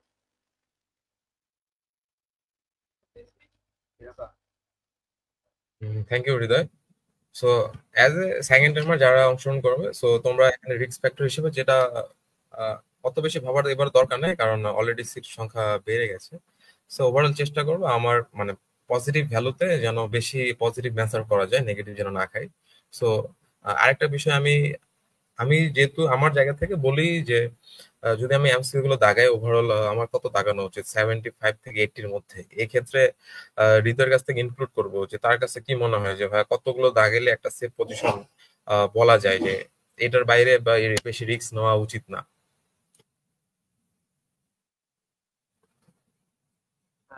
কারণ দেখুন, সর্বোচ্চ কতটা দাগাবে এটা মেন ফ্যাক্টর না, এটা হচ্ছে সর্বনিম্ন কতটা।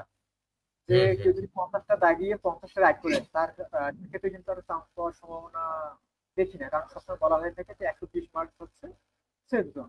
তো সেক্ষেত্রে কেউ যদি 50টা দেখি 50টা রাইট হয়, সেটা কিন্তু আসলে তার কাজে লাগছে না। তো আমাদের দেখতে হবে আগে সেফ জোনটা। সেফ জোন যেহেতু 120 মার্ক, অর্থাৎ 60টা কারেক্ট করতে হবে, এর উপরে সে এক্সট্রা তার কমন অনুযায়ী দাগাতে পারে, এটাই। ওকে, থ্যাংক ইউ হৃদয়। সো আমরা আরেকটা কোশ্চেন নেই, আমরা চলে যাবো এখন তাফসিরুলের কাছে। তাফসিরুল যেহেতু আমাদের গত বছরে ভর্তি পরীক্ষার একজন শিক্ষার্থী, সো যদি বলতে পারি যে ভর্তি পরীক্ষার সেশনে সব থেকে ইমিডিয়েট বা ভর্তি পরীক্ষা দিয়ে আসা তাফসিরুল সাব্বির। সো একজন কোশ্চেন করেছে যে ভাইয়া ইংরেজি পারি না, বাকি 3 সাবজেক্ট ইনশাল্লাহ। মানে বাকি 3 সাবজেক্ট তার ভালো অবস্থা, কিন্তু ইংরেজিতে সমস্যা। সো আমরা রাফেদ জানার কাছে শুনলাম তার ইংলিশ সম্পর্কে প্রিপারেশনটা। সো আমরা একটু তাফসিলের কাছে শুনবো যে ভাইয়া তোমার ক্ষেত্রে ইংলিশটা কি পরিমাণ ম্যাটার করেছিল, বা তুমি আসলে কতটুকু অ্যান্সার করেছো। সো তোমার অ্যাডমিশনের মধ্যে বাকি 3 সাবজেক্টের সাথে ইংলিশের একটু প্রিপারেশনের তুলনাটা কেমন ছিল তাফসিল? ভাই সত্যি কথা বলতে আমি যখন পরীক্ষা দেই, আমি ইংলিশে সম্ভবত অ্যান্সারই করি নাই। হুম ইংলিশে অ্যান্সার না করে আমি চান্স পাইছি এবং আমার পজিশন ছিল 553। হুম। ভালো মোটামুটি পজিশন। রেঞ্জের কথা চলে। হ্যাঁ, তো ইংলিশ নিয়ে এত ঘাবড়ানোর কিছু নাই। বেসিক আমি চাইলে কিছু অ্যান্সার করতে পারতাম, কিন্তু আমার 83টার মতো অ্যান্সার করা হয়ে গেছিল ওই সময়। ওই জন্য আমি আর চাই নাই যে আর অ্যান্সার করতে। আর মোটামুটি আমার শিওর ছিল 80টা বা 75+ শিওর ছিল। আমি ইংলিশ লাগাই নাই, ওই জন্য ইংলিশ নিয়ে এত প্যারা খাওয়ার কিছু নাই যদি বাকি 3 সাবজেক্ট ঠিক থাকে। তবে কোশ্চেন ব্যাংক দেখতে পারো, কিছু কিছু রিপিট হয় ইংলিশ শিওর। নিয়ে। তো তাফসিরের কাছ থেকে শুনলাম তার সে বলল যে ভাই আমি দাগাই নাই। সো হ্যাঁ, আমি এটা বলি যে এক্ষেত্রে আমি যেটা অ্যাড করতে পারি যে তোমার যদি বাকি 3 সাবজেক্ট ভালো প্রিপারেশন থাকে মোটামুটি ওভারঅল, সো ইংলিশটা অত বেশি ফ্যাক্ট করে না, কিন্তু তাও দাগিয়ে আসা ভালো 4-5টার মতো, যেন একটু প্রপারলি ঠিক হয়। আর যদি কনফিউশন থেকে থাকে তাহলে মাইনাস মার্ক তো খাইতে হবে, সো এটা না দাগানো উচিত। তো আর এবার আমরা আমি আমি আরো বলো। আমি এমন আরো কয়েকজনের সাথে কথা বলছি যে তারাও ইংলিশ না দেখিয়েই চান্স পাইছে। আর এইটা আরেকটা ফ্যাক্টর হতে পারে যে তখন শিওর থাকে, আর ইংলিশটা আমাদের র্যাঙ্কটা আগানোর জন্য একটা হেল্প করতে পারে, কারণ অনেকেই এই কাজটা করে যে দাগায় না, কিন্তু যদি সে শিওর থাকে তাহলে তার ওই 1-2 মার্কের জন্য র্যাঙ্ক অনেক এগিয়ে যেতে পারে। শিওর। তো এবার আমরা যাব সাব্বিরের কাছে। সাব্বিরের ক্ষেত্রে ইংলিশটা কি কি রকম ইফেক্ট পড়ছে, বা ইংলিশের কতগুলো দাগেছিল সাব্বির? জি ভাই, ইংলিশ প্রশ্নটা সবার শেষের দিকে থাকে। তো প্রথমে যে ভুলটা করেছিলাম, রাফিয়াতুন জান্নাত আপু যেটা আগে বলেছিলেন যে একজন অনেকগুলো দাগিয়ে ফেলে কিন্তু মেরিট পেছনে এসেছিল, আমার ক্ষেত্রেও এটারও ভুক্তভোগী আমিও ভাই। যে প্রথমের দিকে ফিজিক্স কেমিস্ট্রি ম্যাথ দাগিয়ে মানে মোটামুটি অনেকগুলো করে দাগাইছি, আমি প্রায় 98টার মতো কোশ্চেন দাগাইছিলাম, যেটা আমার ছিল বড় একটা ভুল ডিসিশন। এটার কারণে আমার ম্যারিটটা নেগেটিভ মার্ক খেয়ে অনেক দূর ম্যারিটটা পেছনে এসেছে। তো দিকে এতগুলা দাগিয়ে পরে শেষে গিয়ে ইংলিশটা আমার কাছে সোজাই লেগেছে, ইংলিশটা সোজাই ছিল, তো ইংলিশও দাগিয়েছি সবগুলোই। কারণ ভেবেছিলাম যে এটা আমি যেহেতু ফার্স্ট টাইমার, তো ভেবেছিলাম যে যদি এত কোশ্চেনটা এত সোজা লাগছে, যদি যদি বেশি করে না দাগাই তাহলে হয়তো বা চান্স হবে না। তো সেই জায়গা থেকে বেশি করে দাগিয়ে ফেলছি এবং নেগেটিভ মার্ক অনেকখানি খেয়েও অবশ্য মানে মেরিট পেছনে চলে গিয়েছিল।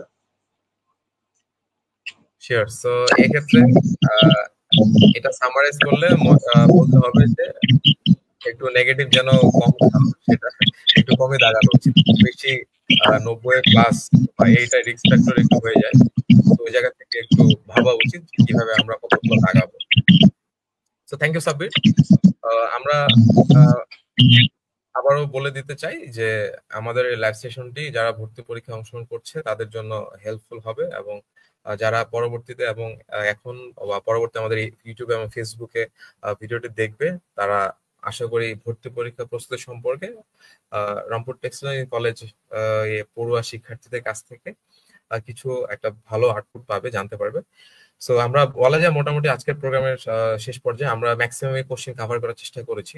সো ভর্তি পরীক্ষা প্রিপারেশন থেকে শুরু করে সাবজেক্ট ওয়াইজ এবং হচ্ছে সেকেন্ড টাইম প্রিপারেশন, তারপরে এক্সাম অর্থাৎ আমাদের এই সেন্টারে আসা, সেই সকল ক্ষেত্রে বিষয়গুলো আমরা ওভারঅল যতটুকু পেরেছি চেষ্টা করেছি হ্যান্ডেল করার। সো আমি লাস্ট কিছু কথা বলার আগে আমরা তাফসিরুল এবং সাব্বিরের কাছে, প্রথমে তাফসিরুলের কাছে যাব যে নতুন যারা স্টুডেন্ট আমাদের এখানে পরীক্ষা দিতে আসবে, সো তাদের ক্ষেত্রে তাদের জন্য তারা অনেকে হতাশা থাকবে কিনা, যে ভাই একটু টেনশন থাকবে কিনা, যেহেতু যোগাযোগ ব্যবস্থা অনেকে হয়তো বা নাও থাকতে পারে। সো ওভারঅল সবারই জন্য তোমরা কি কি বেনিফিশিয়ারি কি কি সুবিধা বা ব্যবস্থা করেছো সেটা যদি একটু এনশিওর করো সবার উদ্দেশ্যে। হ্যাঁ, যেহেতু এটা মেইন শহর থেকে একটু দূরে, সেই জন্য যোগাযোগ ব্যবস্থাও বলতে গেলে একটু সমস্যা। সেই জন্য পরীক্ষার দিন আসাটা একটু টাফ। আর সেই জন্য আমাদের এখানে আগের দিন এসে থাকার পর্যাপ্ত ব্যবস্থা করা হয়েছে বড় ভাই এবং সিনিয়র যারা আছে তাদের তত্ত্বাবধানে। আমরা যারা ষষ্ঠ ব্যাচ আছি তারা সবকিছু অলরেডি শুরু করে দিয়েছি, যেন তারা আগের দিন এসে সবকিছু থাকতে পারে এবং মেইনলি পরীক্ষাটা সুন্দরভাবে দিতে পারে। আমাদের পক্ষ থেকে যথেষ্ট সহযোগিতা থাকবে যেন সঠিকভাবে তারা পরীক্ষা দিতে পারে, আমরা চেষ্টা করতেছি এবং করবো। থ্যাংক ইউ তাফসিরুল। সো হয়তো বা একই কথা সাব্বিরের কাছ থেকে হবে, যেহেতু তারা একই ব্যাচে পড়াশোনা করছে, তারা এটা নিয়ে কাজ করছে। সো এইটা থেকে আমরা সবাইকে অভিনন্দন বা আমন্ত্রণ আবার জানাই আমাদের এই ক্যাম্পাসে যারা ভর্তি পরীক্ষা দিতে আসবে। সো ওভারঅল আশা করি বেশি হ্যাসেলার কথা না, প্রতিবারের মতো এবারও তোমাদের জন্য নতুন যারা ভর্তি পরীক্ষার্থী তাদের জন্য একটা ভালো কিছু তারা ব্যবস্থা করবে, এবং বিশেষ করে পরীক্ষার আগের দিনেই আসা উচিত, কারণ পরীক্ষার দিনে একটা হ্যাসেল হয়ে যায় বা একটা যানজট থেকে থাকতে পারে। সো এই হলো ওভারঅল আজকের ডিসকাশন। ভাই আমি শিওর ভাই আমি মোটামুটি বাংলাদেশের অনেকগুলো বিশ্ববিদ্যালয়ে পরীক্ষা দিয়েছি, কিন্তু আসলে আর্টের মতো আতিথেয়তা আসলে দেখিনি কোথাও। তো এই আর্টের ভাই আপুদের যে আতিথেয়তা সেটা আসলে আমাদেরকে মুগ্ধ করেছে সবাইকে। আমি পরীক্ষা দেওয়ার আগের দিন এসেছি, ভাইরা নিজেরা অনেকগুলো করে টাকা উঠিয়ে এতগুলো সবার জন্য আয়োজন করেছে, থাকার ব্যবস্থা করেছে, খাওয়ার বিরিয়ানির ব্যবস্থা ছিল এবং সকালে ব্রেকফাস্টের ব্যবস্থা ছিল, এবং পরীক্ষা শেষ হওয়া পর্যন্ত ভাইরা আমাদেরকে যে সাপোর্টটা দিয়েছে, সত্যি ভাই আমরা কৃতজ্ঞ। এই জিনিসটা আমাদেরকে আসলে মানে মুগ্ধ করেছে, আরটেকের যেই আতিথেয়তা। এটাই তো, যারা জুনিয়র আছে তাদেরকে বলতে চাই যে অবশ্যই আসবে, আগের দিন আসবে, কোনো সমস্যা নেই। আমরা তোমাদের জন্য আয়োজন করার চেষ্টা করছি, আমাদের বড় ভাই বোনরা সকলেই চেষ্টা করছে। এটাই। তো থ্যাংক ইউ সাব্বির। তো সাব্বির বা ষষ্ঠ ব্যাচকে যারা রিসিভ করেছে তারা অলরেডি কিন্তু আমাদের সাথে আছে, রেজওয়ান, রাফিউন জান্নাত, হৃদয়। সো আমরা যেহেতু শুনতে পারলাম তাদের যে সিনিয়র ব্যাচ, তাদের কাছ সিনিয়র ব্যাচ যেহেতু আছে, আমরা জুনিয়র কাছ থেকে শুনলাম যে তাদের গত বছরের কি কি এক্সপিরিয়েন্স ছিল, একটা ভালো এক্সপিরিয়েন্স হসপিটালিটি। সো নতুনরাও তারা আশা করি আমাদের ব্যাচ ক্যাম্পাসের ষষ্ঠ ব্যাচ থেকে তারা একটা ভালো কিছু পাবে, যেমন সাব্বির বললো, তাফসিল বললো। সো এই হলো ওভারঅল ডিসকাশন। এরপরও যদি তোমাদের লাইভটা সেশন দেখার পরে মনে হয় যে আমরা ভাইদের সাথে যোগাযোগ করব, তোমরা বিভিন্ন অ্যাডমিশন টেস্টের হেল্প গ্রুপগুলোতে তোমাদের ভাইদের বা আমাদের ক্যাম্পাসে যারা অলরেডি পড়াশোনা করছে তাদের নাম্বার সহ যোগাযোগের ঠিকানা তোমরা কিন্তু সেখানে পেতে পারো।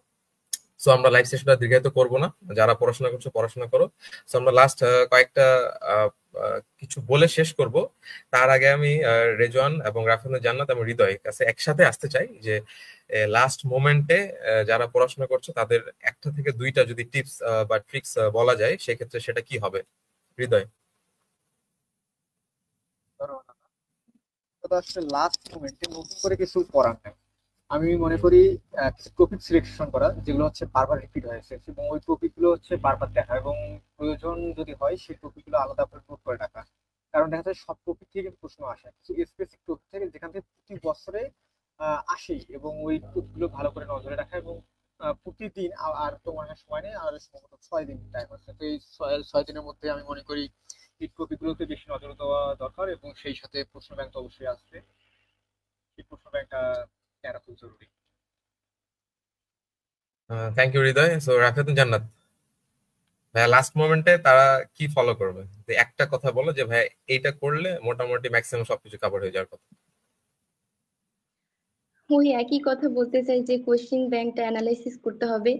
আর পরীক্ষার হলের ব্যাপারে দুইটা কথা বলি, যে কোশ্চেন সহজ দেখে একদম আবেগে তাড়াহুড়া করে দাগানো যাবে না, কারণ 120 মানে 1 ঘন্টা 20 মিনিট যেহেতু টাইম থাকে, তো অনেক আস্তে ধীরে এবং বুঝে শুনে দাগাইতে হবে। আরেকটা ব্যাপার যে হচ্ছে আমার ক্ষেত্রে এমনটা হয়েছিল যে আমি যখন দাগাতে গেছি তখন আমার কাছে ফার্স্টে হচ্ছে ফিজিক্সটা ছিল, এবং ফিজিক্সটা আমার কাছে কঠিন লাগতেছিল ওই মুহূর্তে। কিন্তু পরে যখন আমি কেমিস্ট্রি দাগাইলাম, দেন আবার ফিজিক্সে ওখানে গেলাম, তখন ব্যাপারগুলো আস্তে আস্তে ক্লিয়ার হয়েছে। ওই জন্য বলবো যেটা আর কি সহজ মনে হচ্ছে, যে সাবজেক্টের কোয়েশ্চেন গুলো মনে হচ্ছে সহজ, সেগুলো থেকে আর কি দাগানো শুরু করা উচিত। তাহলে আর কি ওই হঠাৎ করে যে প্যানিক অ্যাটাক হয় ওইটা আর হবে না কোয়েশ্চেন পরীক্ষার হলে। এই তো। Thank you, thank you. Rezwan. জি ভাই, আসসালামু আলাইকুম। তো লাস্ট কথা হিসেবে আমি যদি বলতে চাই যে আমাদের হাতে সময় আর আছে 5 দিনের মতো। তো এই সময়টা আসলে আমাদের প্রিপারেশন নেওয়ার জন্য না। হ্যাঁ, আমরা আমাদের যতটুকু প্রিপারেশন আমাদের একাডেমিক লাইফ থেকে শুরু করে এডমিশনের সময় আমরা এতদিনে যতটুকু প্রিপারেশন নিতে পারছি, এই প্রিপারেশনটা আমাদের জন্য এনাফ। এখন আমাদের হাতে যে 5 দিন আছে, এই 5 দিন আমরা আমাদের নিজের শরীর স্বাস্থ্যের খেয়াল রাখবো, আল্লাহর কাছে প্রার্থনা করব যেন তিনি আমাদের সাথে সহায় হন। একটু 5 ওয়াক্ত নামাজ কালাম পড়ে একটু দোয়া করব যে যেন তিনি আমাদের সাথে থাকেন। এখন সৃষ্টিকর্তা চাইলে সবকিছু সম্ভব। তিনি যদি সহায় না হন তাহলে কিন্তু কোনো কিছু সম্ভব না। তো তোমরা একটু নামাজ কালাম পড়ে একটু দোয়া করবা যে যেন তোমাদের এই 10 তারিখ পর্যন্ত শরীর স্বাস্থ্য যেন একটু ভালো থাকে। নিজের শরীর স্বাস্থ্য, ঘুমের উপর একটু জোর দিবা। কারণ কেউ যদি রাত জাগলে কিন্তু শরীরের উপর একটু ইফেক্ট পড়ে। কারণ এত বেশি এখন পড়াশোনা করার দরকার নাই যে তুমি পড়াশোনা করতে করতে অসুস্থ হয়ে গেলা, পরীক্ষার দিনে ঠিকঠাক ভাবে তুমি এতদিন যত কিছু পড়ছো এটা ডেলিভার করতে পারলো না। সো আমি তোমাদের প্রতি এতটুকু বলতে চাবো যে নিয়মিত একটা পড়াশোনা করে যাও, রেগুলার যতটুকু পারো পড়াশোনা করে যাও, এবং রাত 10টা থেকে 11টার মধ্যে ঘুমায় যাও, ভোরে উঠে পড়াশোনা করো। জাস্ট তোমার নিজের শরীরের উপর খেয়ালটা বেশি করে রাখো যেন এর মধ্যে অসুস্থ হয়ে না পড়ো। এবং পরীক্ষার হলে পরীক্ষার দিনে ক্যাম্পাসে আসো, সুন্দর মতো পরীক্ষার যে 80 মিনিট আছে 80 মিনিটটাকে কাজে লাগাও, ইনশাল্লাহ ভালো কিছু হবে। আর যতটুকু পারো, লাস্ট মুহূর্তে বললাম তো, এখন প্রিপারেশনের সময় না, জাস্ট যতটুকু পড়ছো এতটুকু রিভিশন, বারবার রিভাইজ দেওয়ার সময়টা, যতটুকু পারো প্রতিদিনের পর রিভাইজ দাও। এবং হচ্ছে কোশ্চেন, যে ইয়ার কোশ্চেন যেগুলো আছে বিগত বছরের, তো বিগত বছরের বলতে আমাদের ইয়ার কোশ্চেন পাওয়া যায়, এবং ফেব্রুয়ারি নলেজ নামে একটা বই আছে, এটা সবাই যারা এখানে পরীক্ষা দেয় তারা অনেকেই জানে। ফেব্রুয়ারি নলেজ নামে একটা বই আছে, তো এই বইটা বা ইয়ার কোশ্চেন যেগুলো পাওয়া যায় এগুলো মোটামুটি সলভ করতে থাকো। আশা করি এটাই যথেষ্ট, মানে এই যে 4-5 দিন আছে, এই 4-5 দিনের জন্য এতটুকুই যথেষ্ট। এর বাহিরে আমার মনে হয় না যে আহামরি কিছু করার মতো তেমন কিছু আছে। তো ভাই এতটুকুই ছিল। তো থ্যাংক ইউ রেজন। সো আমরা প্রোগ্রামটা এখনই শেষ করব। সো আমাদের আজকে অনুষ্ঠানে এতক্ষণ ধরে আমাদের সাথে যারা দেখেছে এবং যারা পরবর্তী দেখবে তাদেরকে আমরা আমাদের পক্ষ থেকে, আমাদের প্ল্যাটফর্মের পক্ষ থেকে ধন্যবাদ জানাই। আর সেই সাথে আমাদের আজকের অতিথিদের বা আমাদের ক্যাম্পাস স্টুডেন্টদের বলা যায়, আর বিশেষ করে প্রোগ্রামের জন্য আমরা বলবো যে তারা আমাদের আজকে এই road show Rangpur textile college in frame, তারা আজকে আমাদের অতিথি হিসেবে যুক্ত হয়েছিল আমাদের সাথে কথা বলার জন্য, এবং ভর্তি পরীক্ষাতে যারা ছিল তাদের জন্য কিছু উদ্দেশ্যে কিছু বলার জন্য, এবং তাদের জন্য কিছু উপকারে আসে। সো আমরা এতক্ষণ ধরে আমাদের সাথে যে সকল অতিথি আমাদের সাথে উপস্থিত ছিল তাদেরকে আমি বিশেষভাবে ধন্যবাদ জানাই। ধন্যবাদ তাফসিরুল, ধন্যবাদ সাব্বির, ধন্যবাদ হৃদয়, ধন্যবাদ রাফিদুল জান্নাত, ধন্যবাদ রেজওয়ান। সে সাথে বলে দিতে চাই আমাদের সাথে আরেকজন উপস্থিত হওয়ার কথা ছিল নেফর, সে হয়তো ইতিমধ্যে উপস্থিত হতে পারে নাই। সো আমরা খুব শীঘ্রই আমাদের ভর্তি পরীক্ষার পরবর্তী সময়ে আমরা সাবজেক্ট চয়েস এবং ক্যাম্পাস একটা বড় রিভিউ নিয়ে আমরা আবারও আসবো। সো ঠিক আমাদের ভর্তি পরীক্ষার পরপরই আমরা যখন মেরিট লিস্ট প্রকাশ হয়ে যাবে, ঠিক তখনই আমরা সাবজেক্ট চয়েস এবং কি কি জায়গায় বা কোন সাবজেক্ট রিভিউ সম্পর্কে আমরা ভিডিও নিয়ে আসবো আমাদের পেজ থেকে, আমাদের ইউটিউবে, আমাদের ফেসবুকে। সো টিল দেন সে পর্যন্ত আমাদের সাথে থাকো এবং আমাদের ফেসবুকে, আমাদের ইউটিউবে আমাদের সাথে ফলো করে রাখো, যেন আমাদের কাছ থেকে একটা ভালো রিসোর্স তোমরা পেতে পারো। আমরা চেষ্টা করছি তোমাদের জন্য ভালো কিছু করার। তো সবার ভর্তি পরীক্ষা ভর্তি পরীক্ষা জার্নিটা শুভ হোক এবং ভর্তি পরীক্ষা ভালো হোক। সবাই নিজের একটা ভালো পছন্দের ক্যাম্পাসে তোমরা যেন চান্স পেতে পারো, পড়তে পারো, সেই আশা ব্যক্ত করে আমরা আমাদের সকলের পক্ষ থেকে তোমাদের অভিনন্দন এবং শুভরাত্রি জানিয়ে আজকের প্রোগ্রাম আমরা এখানেই শেষ করছি। সো সকলকে আমরা বিদায় জানাচ্ছি। সো তোমরা যদি সকলে বিদায় জানাতে চাও তোমরা সেই ক্ষেত্রে বলতে পারো।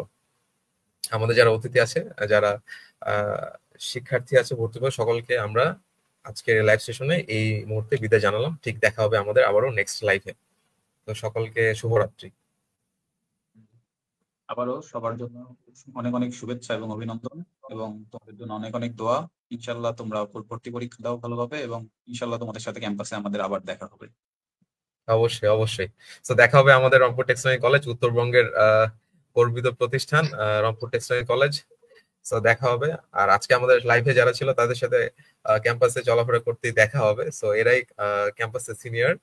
সো যারা ইমিডিয়েট যারা ঢুকবে তারা অলরেডি হয়তো ভাইদের সাথে দেখা করতে পারবে। এরা হচ্ছে সবাই পরিচিত মুখ। সো তাফসিরুল, সাব্বির, জান্নাত, তারপর হৃদয়, রেজওয়ান, সকলকে আবারও ধন্যবাদ জানাই।